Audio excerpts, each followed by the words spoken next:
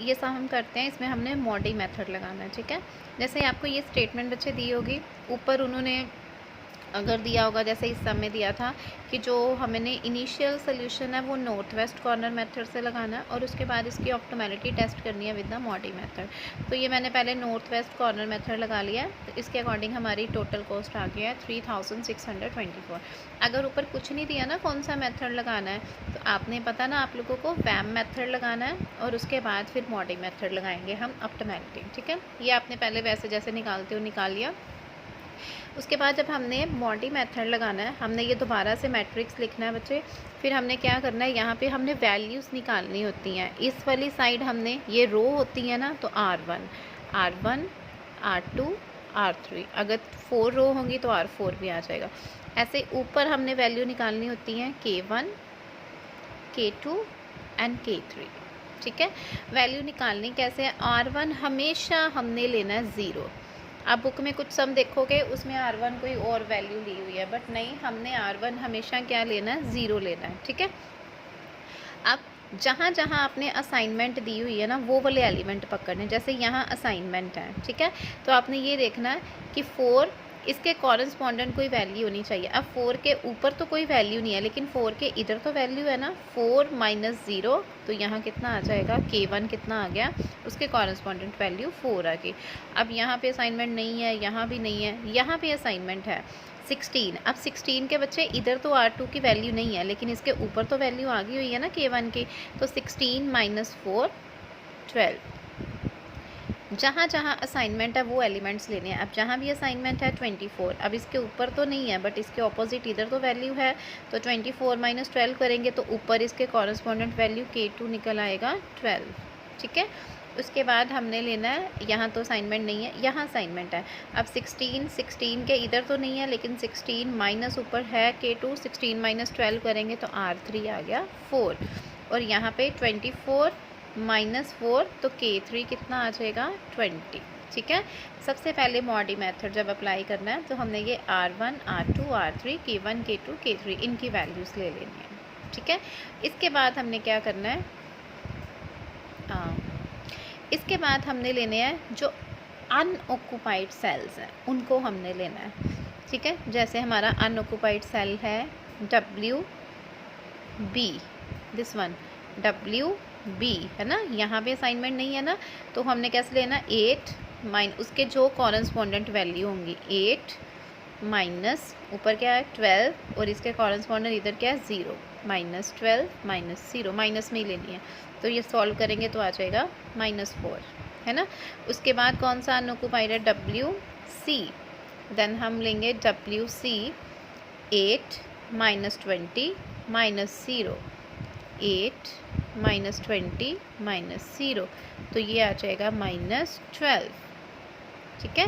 उसके बाद आया XC, XC कैसे आ जाएगा, यहाँ तो ऑक्यूपाइड था, ये नहीं लेने, जो अनऑक्यूपाइड है 16, उसके कॉरेस्पॉन्डेंट 20, 16 - 20, इसके इधर कितनी है -12, ठीक है। और लास्ट हमारा इसको सॉल्व करेंगे तो आ जाना है 16 - 20 -4, है ना, -4 और -12 -16, ठीक है। और लास्ट आ जानी है हमारी बच्चे 8 -4, और इधर क्या है -4, मैं इधर ही कर देती हूँ। अब हमारी आ गई YA 8 उसके ऊपर 4 और इधर भी 4 -4 -4 4 -4, ये आ जाना है 0, ठीक है। यहाँ तक हमने करना है। इसके बाद हमने देखना है कि इन सब में से हमारा सबसे मिनिमम वैल्यू क्या आ रही है।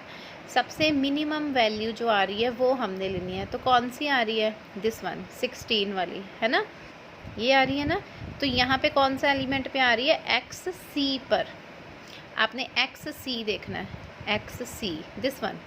बच्चे ये यहाँ से ध्यान से देखो, अब XC हमने क्या करना होता है, एक रूट बनाना होता है। रूट हम बच्चे कैसे बनाते हैं, जो अनऑक्यूपाइड सेल है, अब जहाँ पे कोई असाइनमेंट नहीं है, अनऑक्यूपाइड से हमने ऑक्यूपाइड पे आना होता है, उसके अकॉर्डिंग रूट बनता है। जैसे दिस इज़ अनऑक्यूपाइड, ये पेंसिल से आप रूट बनाओगे।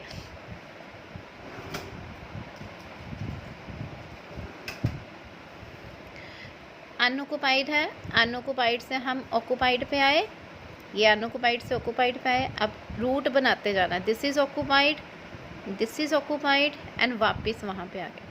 फिर सिर्फ हमें 4 एलिमेंट्स चाहिए होते हैं, तो हमारा सीधा रूट बन रहा है। यहाँ से ऑक्युपाइड पे आए, फिर ऑक्युपाइड पे गए, फिर ऑक्युपाइड पे गए। कौन से एलिमेंट आए हैं हमारे? एलिमेंट हमने फिर नीचे लिख लेने हैं, 24, 16, 16, 24। देखो यही आए ना, 24, 16, 16, 24।